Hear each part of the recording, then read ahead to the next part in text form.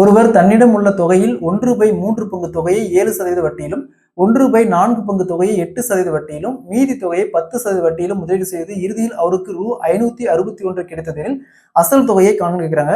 அதாவது ஒருத்தருக்கு ஒரு அமௌண்ட் இருக்குது, அந்த அமௌண்ட் 3ஆ பிரிச்சு 7% வட்டியிலையும் 8% வட்டியிலையும் 10% வட்டியிலையும் இன்வெஸ்ட் பண்றாரு. இறுதியா அவருக்கு கிடைச்ச வட்டி பார்த்தோம்னா 561 ரூபா. ஸோ அசல் தொகை என்ன கேட்குறாங்க, பெர்சன்டேஜ்ல இந்த மாடல் சம் கேட்டாங்களா. ஸோ இங்க மீதின்னு ஒரு பாயிண்ட் சொல்லியிருக்காங்க. இதை சால்வ் பண்ணிட்டாவே இந்த கொஸ்டின் நம்ம ஈஸியா சால்வ் பண்ணிடலாம். ஸோ மீதின்னு என்ன அர்த்தமா, நம்ம பேசிக்கா நம்ம 1ன்னு வச்சுக்கணும். 1 மைனஸ் இந்த 1/3 பிளஸ் 1/4. நெக்ஸ்ட் 1 மைனஸ் 2க்கு காமனா எல்சிஎம் எடுத்துக்கோம் 12. ஸோ உங்க 3 எத்தனை டைம் இருக்குன்னா 12 வரும், 4 டைம். அப்போ 4 பிளஸ் 4 எத்தனை டைம் இருக்குன்னா 12 வரும், 3. சீக்வல் டு 1 மைனஸ் 4 பிளஸ் 3 7 வகுத்தல் 12. நெக்ஸ்ட் 1 இன்ட்டு 12 12 12 7 போச்சுன்னா 5/12. ஸோ இந்த மீதி அப்படிங்கிறது 5/12. ஸோ அவ்வளோதான். இதை சால்வ் பண்ணுறவே நம்ம இந்த சம்மை ஈஸியாக சால்வ் பண்ணிடலாம். ஃபர்ஸ்ட் பாருங்க, 1/3 இன்ட்டு 7% பிளஸ் அடுத்தது 1/4 இன்ட்டு 8% பிளஸ் அடுத்தது 5/12 இன்ட்டு எத்தனை சதவீதம், 10% சீக்வல் டு இதுக்கெல்லாம் இன்வெஸ்ட் பண்ணி கடைசியாக கிடைக்கணும் அமௌண்ட் தான் இந்த 561 ரூபா. நெக்ஸ்ட் இந்த 3லையும் பர்சன்டேஜ் காமனாக இருக்குது, அதை வெளியே எடுத்துடலாம்.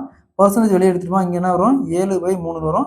ப்ளஸ் இங்கே 8 4 கேன்சல் பண்ணால் 2, அப்போ இந்த இடத்துல 2. ப்ளஸ் இங்கே 10 2 கேன்சல் பண்ணால் 5, அதேமாதிரி 12 2 கேன்சல் பண்ணால் 6. அப்போ 5 இன்ட்டு 5 25 வகுத்தல் 6 சீக்வல் டு இங்கே 561. நெக்ஸ்ட்டு இந்த 3க்கு காமனாக எல்சிஎம் எடுத்தோமா 6. ஸோ இங்கே 3 இருக்குது, 3 எத்தனை டைம் இருக்குன்னா 6 வரும் 2 டைம். அப்போ 2 இன்ட்டு 7 14. இங்கே 1 இருக்குது அர்த்தம். ஸோ இங்கே 1 எத்தனை டைம் இருக்குன்னா 6 வரும் 6 டைம். அப்போ 6 இன்ட்டு 2 12 ப்ளஸ் இங்கே 6 இருக்குது, அப்போ அப்படியே 25 போட்டுக்கலாம். நெக்ஸ்ட்டு இங்கே பர்சன்டேஜ் இருக்குது சீக்வல் டு 561. அடுத்தது 14 ப்ளஸ் 12 ப்ளஸ் 25 ஆட் பண்ணால் 51 வகுத்தல் 6. ஸோ பர்சன்டேஜ் இது பர்சன்டேஜ் இருந்தால் டினாமினேட்டரில் 100 போடணும். அப்போ 6 இன்ட்டு 100 600 சீக்வல் டு 561. நெக்ஸ்ட் இந்த வேல்யூ அப்படி இருந்தால் கொண்டு வந்தால் எப்படி வரும், 561 இன்ட்டு அப்படி ரிவர்ஸில் மாறும் 600 வகுத்தல் 51. ஸோ இதை அப்படியே கேன்சல் பண்ணால் 11 டைம் 11 51 561.